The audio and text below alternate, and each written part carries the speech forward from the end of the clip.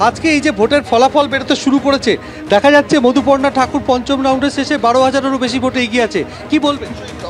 আমরা বলবো যে বাগদার যে মানুষ তারা তৃণমূল কংগ্রেসকে তারা আজকে আশীর্বাদ করেছে।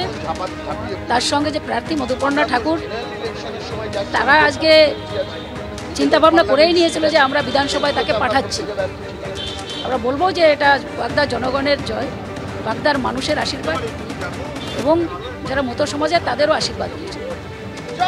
শুনলে যে দেখতে পাচ্ছ এই মুহূর্তে যে তৃণমূল কর্মীরা তারা জয় বাংলা স্লোগান দিচ্ছে, যে তৃণমূলের যে ক্যাম্প সেখানে, এবং তারা বলছেন যে এই যে ফল, এই ফল অপ্রত্যাশিত নয়। তারা যথেষ্ট চেষ্টা করেছিল এবং সাংগঠনিক যে দুর্বলতা ছিল সেই দুর্বলতা কাটিয়ে উঠে, অর্থাৎ যে আগের যে লোকসভা নির্বাচন কয়েক মাস আগে হয়েছিল 20,000-এরও বেশি ব্যবধানে শান্তনু ঠাকুর এগিয়েছিল বাগদা বিধানসভা থেকে, সেই ব্যবধান মিটিয়ে এবারে এখনও পর্যন্ত যা দেখা যাচ্ছে পঞ্চম রাউন্ডের শেষে 12,000-এরও বেশি ভোটে এগিয়ে রয়েছে। এখন কথা বলে নেব যে আগের যে লোকসভা নির্বাচন হয়েছিল পরাজিত তৃণমূল প্রার্থী বিশ্বজিৎ দেশের সঙ্গে, আপনি প্রার্থী ছিলেন, যেখানে 20,000-এর ওপর ব্যবধান ছিল, শান্তনু ঠাকুর এগিয়েছিল, সেই ব্যবধান কাটিয়ে আপনারা জয়ের দিকে এগোচ্ছেন, কি বলবেন?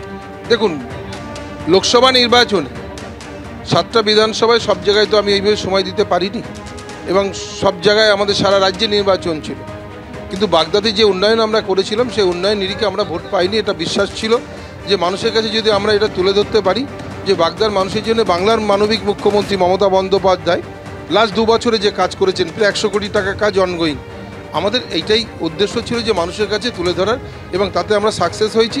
যে মানুষ অনুভব করেছেন যে বাংলায় যদি উন্নয়ন কেউ করে থাকেন মমতা বন্দ্যোপাধ্যায় এবং বাগদার মাটিতে, সেই মমতা বন্দ্যোপাধ্যায়ের উন্নয়ন নিরিখে এবং অভিষেক বন্দ্যোপাধ্যায় সাংগঠনিক যে তার যে দক্ষতা, এই দুটো সংমিশ্রণে আমরা বাগদায় আবার আমরা পুনরুদ্ধার করতে পেরেছি। বাগদা যেহেতু মতুয়া অধ্যুষিত এলাকা, সেই কারণেই ঠাকুরনগরের যিনি ঠাকুর পরিবারের সদস্যা মধুপর্ণা ঠাকুর, তাকে প্রার্থী করা হয়েছিল, আপনি প্রার্থী না হয়ে? না, এইটা নয়, এটা প্রার্থী চয়েসটা একদম মুখ্যমন্ত্রী তিনি যেটা ঠিক করেছেন। আগামী প্রজন্মের ছেলেমেয়েরা, কম বয়সী মেয়ে অনেক দিন রাজনীতিতে থাকবে, নিশ্চিত তাকে জায়গা ছাড়তে হবে। অতএব মুখ্যমন্ত্রী যিনি প্রার্থী করেছেন সেটাই আমাদের কাছে অত্যন্ত সঠিক প্রার্থী হয়েছে। রাজ্যে পালা বদলের সময় 2011 সালে শেষবারের মতো তৃণমূল এখান থেকে জয়লাভ করেছিল। বাগদা একটা সাংগঠনিক দুর্বলতার কথা উঠে আসছিল, সেই কারণে এবারে নির্বাচনী প্রচারে আপনারা শুদ্ধিকরণের ডাক দিয়েছিলেন, এটাই কি তার ফলাফলের কারণ? না, নিশ্চিতভাবে আমাদের যে কিছু ঘাটতি যেগুলো ছিল সেগুলো আমরা মিটিয়ে নিতে পেরেছি। লোকসভা ভোটের পরে আমরা বুঝতে পেরেছি কোথায় কতটা আমাদের গাফিলতি, কোথায় কতটা আমাদের অসুবিধার মধ্যে আছে।